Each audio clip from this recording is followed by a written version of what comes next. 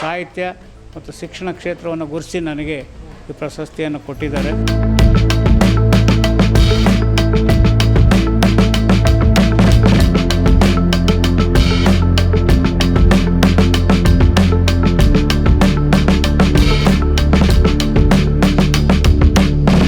ಖಂಡಿತ ಕನ್ನಡ ಭಾಷೆಗೆ ಸಾವಿಲ್ಲ, ಆದರೆ ಅದಕ್ಕೆ ಸವಾಲುಗಳಿದ್ದಾವೆ ಮತ್ತು ಸಮಸ್ಯೆಗಳಿದ್ದಾವೆ. ಆ ಕಾರಣಕ್ಕೋಸ್ಕರ ಅವುಗಳೆಲ್ಲ ಮೆಟ್ಟಿ ನಿಲ್ಲುವಂಥ ಶಕ್ತಿ ಕನ್ನಡ ಭಾಷಿಕರಿಗಿದೆ.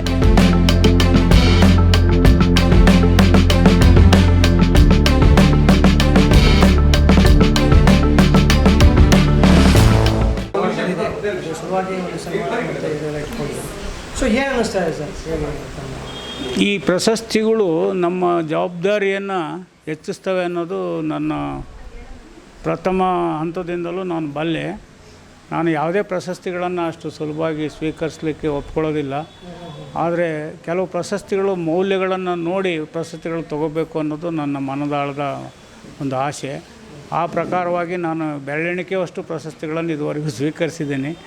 ಅದರಲ್ಲಿ ನಮ್ಮ ವಿಶ್ವವಾಣಿ ವಿಶ್ವೇಶ್ವರ ಭಟ್ರ ನೇತೃತ್ವದಲ್ಲಿ ಕೊಡಮಾಡಲ್ಪಟ್ಟಿರುವಂಥ ವಿಶ್ವವಾಣಿ ಪ್ರಾಯೋಜಿತ ಗ್ಲೋಬಲ್ ಅಚೀವರ್ಸ್ ಅವಾರ್ಡ್, ಅದು ದಕ್ಷಿಣ ಆಫ್ರಿಕಾದ ಜೋಹಾನ್ಸ್ಬರ್ಗ್ನ ಸಮೀಪದಲ್ಲಿರುವಂಥ ಸನ್ ಸಿಟಿಯಲ್ಲಿ ಅತಿ ಸುಂದರವಾದ ನಗರ ಮತ್ತು ಸಮಾರಂಭ ಅಲ್ಲಿ ಜರುಗಿತು.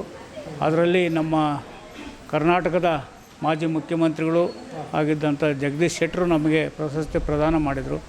ಅಲ್ಲಿ ಆ ಒಂದು ದಕ್ಷಿಣ ಆಫ್ರಿಕಾದ ಏನು ಪ್ರವಾಸೋದ್ಯಮದ ಕಾರ್ಯದರ್ಶಿಗಳು ಆ ಸಮಾರಂಭದಲ್ಲಿ ನಮಗೆ ಪ್ರಶಸ್ತಿ ಪ್ರದಾನ ಮಾಡುವುದರಲ್ಲಿ ಕೈ ಜೋಡಿಸಿದರು. ವಿಶ್ವೇಶ್ವರ ಭಟ್ರವರ ಅಧ್ಯಕ್ಷತೆಯಲ್ಲಿ ಆ ಸಮಾರಂಭ ನಡೀತು. 13 ಜನಕ್ಕೆ ನಮ್ಮ ಕರ್ನಾಟಕದ ಸಾಧನೆ ಮಾಡಿದಂಥವರಿಗೆ ಕೊಟ್ಟರು. ಅದು ನನಗೆ ಸಾಹಿತ್ಯ ಮತ್ತು ಶಿಕ್ಷಣ ಕ್ಷೇತ್ರವನ್ನು ಗುರುತಿಸಿ ನನಗೆ ಈ ಪ್ರಶಸ್ತಿಯನ್ನು ಕೊಟ್ಟಿದ್ದಾರೆ.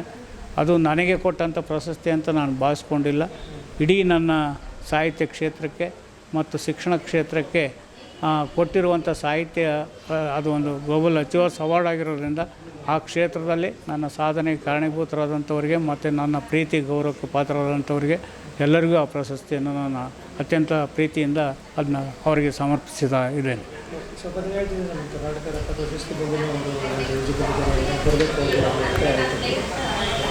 ಯಾರು ಅಲ್ಲ, ನಾನು ಯಾವುದೇ ಪ್ರಶಸ್ತಿಗಳಿಗೆ ಆಸೆ ಪಡುವಂಥ ವ್ಯಕ್ತಿ ಅಲ್ಲ. ನನಗೆ ಹೃದಯ ಸಿಂಹಾಸನ ಪ್ರಶಸ್ತಿಗಳೇ ಹೆಚ್ಚು ಪ್ರೀತಿ. ಯಾಕಂದರೆ ನಾನು ಮೂಲತಃ ಪ್ರೌಢಶಾಲಾ ಅಧ್ಯಾಪಕನಾಗಿ ಮುಖ್ಯೋಪಾಧ್ಯಾಯನಾಗಿ ತಳಬಾಳು ಜಗದ್ಗುರು ವಿದ್ಯಾಸಂಸ್ಥೆಯಲ್ಲಿ 34 ವರ್ಷಗಳ ಕಾಲ ಸುದೀರ್ಘ ಸೇವೆಯನ್ನು ಸಲ್ಲಿಸಿ ಈಗಾಗಲೇ 18 ವರ್ಷ ಆಯಿತು ನಾನು ನಿವೃತ್ತಿಯಾಗಿ. ಇವತ್ತಿಗೂ ನನ್ನ ವಿದ್ಯಾರ್ಥಿಗಳು ಅತ್ಯಂತ ಪ್ರೀತಿಯಿಂದ ಸ್ಮರಿಸ್ತಾರೆ, ಅಭಿನಂದಿಸ್ತಾರೆ, ಸಿಕ್ಕಲ್ಲಿ ಮತ್ತು ಬಂದು ಆಶೀರ್ವಾದವನ್ನು ತೆಗೆದುಕೊಂಡು ಹೋಗ್ತಾರೆ. ಅದಕ್ಕಿಂತ ದೊಡ್ಡ ಪ್ರಶಸ್ತಿ ಮತ್ತೊಂದಿಲ್ಲ ಅಂಥೇಳಿ ನಾನು ಭಾವಿಸ್ಕೊಂಡಂಥವನು. ಆ ಕಾರಣಕ್ಕೋಸ್ಕರ ನಾನು ಅತ್ಯಂತ ಪ್ರೀತಿಪೂರ್ವಕವಾಗಿ ಕೆಲವೇ ಪ್ರಶಸ್ತಿಗಳನ್ನು ಸ್ವೀಕರಿಸಿದ್ದೀನಿ. ಅದರಲ್ಲಿ ವಿಶ್ವವಾಣಿ ಕೂಡ ಮಾಡಲ್ಪಟ್ಟಿರುವಂಥ ಗ್ಲೋಬಲ್ ಅಚೀವರ್ಸ್ ಅವಾರ್ಡ್ ಇತ್ತೀಚಿನ ಪ್ರಶಸ್ತಿ ಅಂತ ಹೇಳಲಿಕ್ಕೆ ನನಗೆ ಹೆಮ್ಮೆ ಮತ್ತು ಸಂತೋಷ ಆಗ್ತದೆ. ಮತ್ತು ಆ ಪ್ರಶಸ್ತಿ ಕೊಟ್ಟಂಥ ವಿಶ್ವವಾಣಿ ಸಮೂಹಕ್ಕೆ ಮತ್ತು ಇದನ್ನು ನೋಡಿ ಆನಂದಿಸಿದ ನನ್ನ ಎಲ್ಲ ಕನ್ನಡದ ಬಳಗಕ್ಕೆ ನಾನು ಅಭಿನಂದನೆಗಳನ್ನು ಮತ್ತು ಕೃತಜ್ಞತೆಯನ್ನು ಸಲ್ಲಿಸ್ತೇನೆ. ಜೊತೆಗೆ ಕನ್ನಡ ಸ್ವಲ್ಪ ನಶಿಸಿ ಹೋಗ್ತಿದೆ, ಕನ್ನಡ ಮಾಧ್ಯಮ ಮುಚ್ಕೊಂಡು ಹೋಗ್ತಿದೆ. ಸೊ ಇದ್ರ ಬಗ್ಗೆ ಈಗ ನಾನು ಒಬ್ಬ ಪ್ರೌಢಶಾಲಾ ಅಧ್ಯಾಪಕನಾಗಿ ಮತ್ತು ನನಗೂ ಈಗಾಗಲೇ 76-77ರಲ್ಲಿ ನಡೀತಾ ಇರೋದ್ರಿಂದ ನನ್ನ ಅನುಭವದ ಆಧಾರದ ಮೇಲೆ ಹೇಳೋದಾದರೆ ಇದು ಕೂಗು ಮೊದಲಿಂದಲೂ ಇದೆ. ಕನ್ನಡ ನಶಿಸುತ್ತದೆ, ಕನ್ನಡ ಉಳಿವಿಲ್ಲ. ನಮಗೆ ಕನ್ನಡಕ್ಕೆ ಬಹುದೊಡ್ಡ ಪೆಟ್ಟುಗಳು ಬಂದಾಗಲೂ ಕೂಡ ಎಂದೂ ಕನ್ನಡ ನಶಿಸಿ ಹೋಗಿಲ್ಲ. ಅದು ಜನರ ಬಾಯಲ್ಲಿ ಈಗ ಆಂಗ್ಲ ಭಾಷೆಯ ಒತ್ತಡದಲ್ಲಿ ಕನ್ನಡ ನಶಿಸಿ ಹೋಗುತ್ತೆ ಅನ್ನೋ ಪದ ಬಳಕೆ ಆಗ್ತಾಯಿದೆ.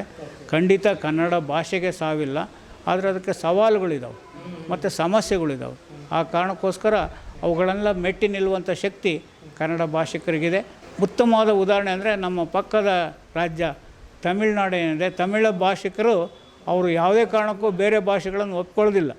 ಅಂಥ ಛಲವನ್ನು ನಮ್ಮ ಕನ್ನಡಿಗರಲ್ಲಿ ನಾವು ಕನ್ನಡ ಸಾಹಿತ್ಯ ಪರಿಷತ್ನವರು ಮತ್ತು ಕನ್ನಡ ಅಭಿಮಾನಿಗಳು ಬಿತ್ತುವಂಥ ಕೆಲಸವನ್ನು ಖಂಡಿತ ನಾವು ಮಾಡ್ತೇವೆ. ನಮ್ಮದು ಯಾವುದೇ ಭಾಷೆಯನ್ನು ಕಲೀರಿ, ಆದರೆ ನಮ್ಮ ಮಾತೃಭಾಷೆಯನ್ನು ಯಾವುದೇ ಕಾರಣಕ್ಕೂ ಮರಿಬಾರ್ದು ಅನ್ನುವಂಥದ್ದನ್ನು ಉತ್ಕಟಾಕಾಂಕ್ಷೆಯಿಂದ ಎಲ್ಲರಿಗೂ ನಾವು ತಿಳಿಸುವಂಥ ಕೆಲಸವನ್ನು ನಮ್ಮ ಕನ್ನಡ ಪರ ಸಂಘಟನೆಗಳು, ಕನ್ನಡ ಸಾಹಿತ್ಯ ಪರಿಷತ್ತು ಮತ್ತು ವಿವಿಧ ಮಾಧ್ಯಮದ ಸನ್ಮಿತ್ರರು ಖಂಡಿತವಾಗಿ ಮಾಡಿ ಕನ್ನಡವನ್ನು ಜೀವಂತವಾಗಿ ಉಳಿಸ್ತೇವೆ. ಅದರ ಇತಿಹಾಸ 2000 ವರ್ಷಗಳ ಇತಿಹಾಸವನ್ನು ಮರುಕಳಿಸುವಂಥ ಶಾಶ್ವತ ನೆಲೆಯನ್ನು ಕಟ್ಟಿಕೊಡುವಂಥ ಕೆಲಸವನ್ನು ಕನ್ನಡ ಸಾಹಿತ್ಯ ಪರಿಷತ್ತಿನ ಮುಂದಾಳತ್ವದಲ್ಲಿ ಮಾಡುತ್ತೆ ಅನ್ನುವಂಥದ್ದು ಅಚಲ ವಿಶ್ವಾಸ ನಮ್ಮದು.